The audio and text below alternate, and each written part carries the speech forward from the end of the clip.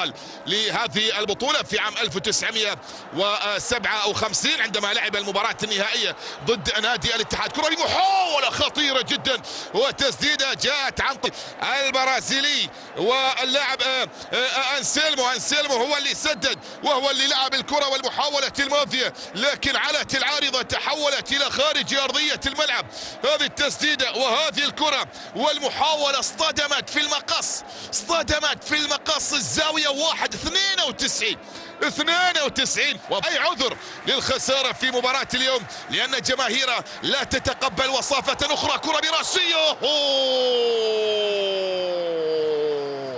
حلوة من فياتو، حلوة الكرة الراسية الماضية من فياتو، والتصدي يأتي من منير في التوقيت المرتدة. يا سلام، ملعوبة بشكل جميل جدا. وصلت الكرة والانطلاق الآن تأتي عن طريق اللاعب المتقدم عبد العزيز نور، يلعبها في الجهات اليمنى. كريم اوه، كرة من كريم يودا. هذه المحاولة وهذه الانطلاقة من البداية من باخشوين إلى الانطلاقة بعد ذلك إلى عبد العزيز نور، وبأقدام نور تصل إلى عبد الكريم يودا، وكريم يودا يتوغل ويسدد بالقدم اليمنى، لكن كرة مرت بجوار القائم وتحولت إلى خارج. الهلال فاز بثلاثية مقابل هدفين. هاتريك رجب في ذلك التوقيت في مرمى الوحدة. كرة بمحاولة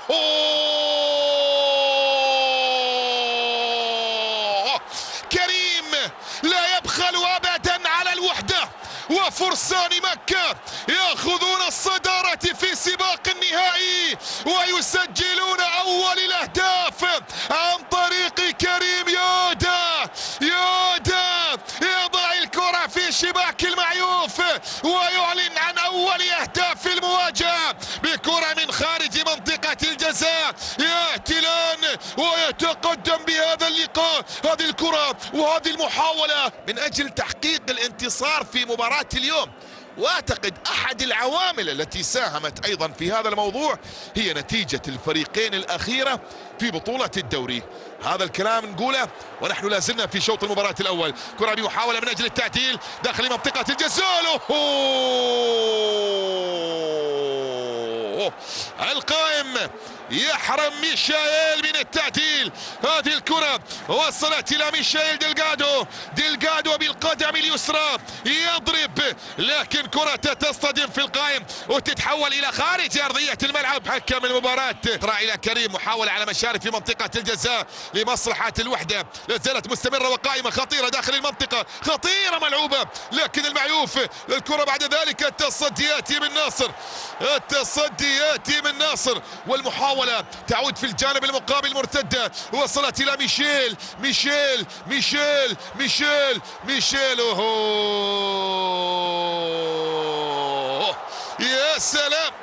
يا سلام وصلت بعد ذلك إلى ركلة مرمى أو ركلة خارج أرضية الملعب، وصلت وابعد الكرة إلى خارج أرضية الملعب، وصلت بعد ذلك إلى ركلة مرمى أو ركلة ركنية، ملعوبة ركنية خطيرة لا لا لا لا لا لا لا لا لا، الراية موجودة والتسلل يأتي على بليهي.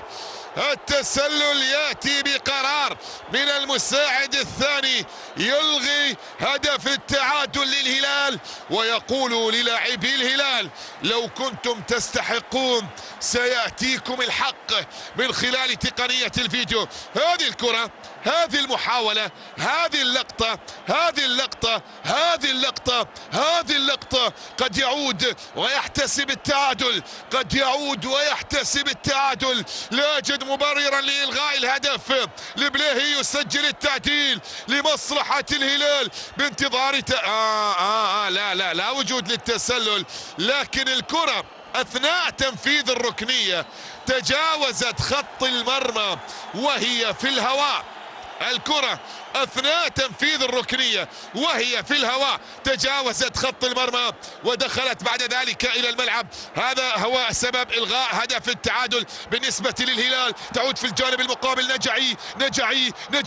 نجعي أوهو،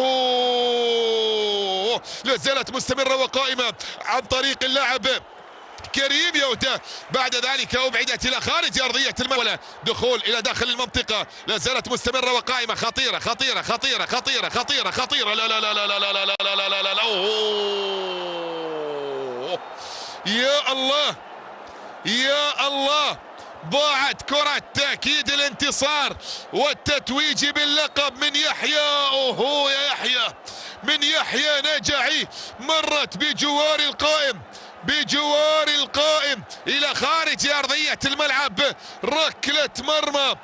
محاولة ملعوبة الآن لمصلحة نادي الهلال أمامية داخل منطقة الجزاء. خطيرة الكرة، لا زالت مستمرة وقائمة وتسديدة تأتي لكن عند حارس المرمى منير. والاستبسال والقوة الدفاعية وقائمة بالنسبة للوحدة ولاعبين في أرضية الميدان.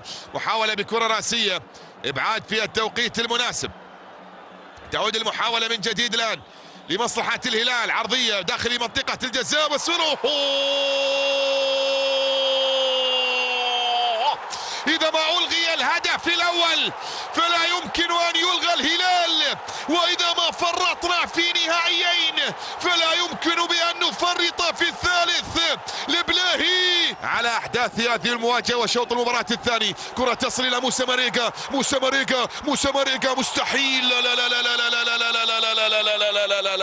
لا لا لا لا. يا الله يا الله، كان ممكن الهلال أن يسجل. أمر قد يكون متوقع قياسا إلى الضغط بالنسبة لي. لا زالت مستمرة وقائمة، تصل إلى ميشائيل، ينطلق من الجهات اليسرى. محاولة خطيرة لمصلحة الهلال وتسديدة من منير محمدي. وبعد ذلك يأتي القرار بوجود ركلة جزاء. يأتي القرار من أجل الثاني. ناصر، أوهو، لا لا لا لا لا لا لا لا لا لا لا لا لا لا لا لا لا لا.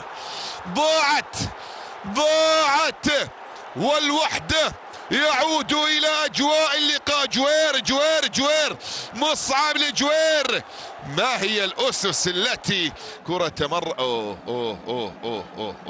جاء هدف التعادل. صافرة نهاية الأحداث.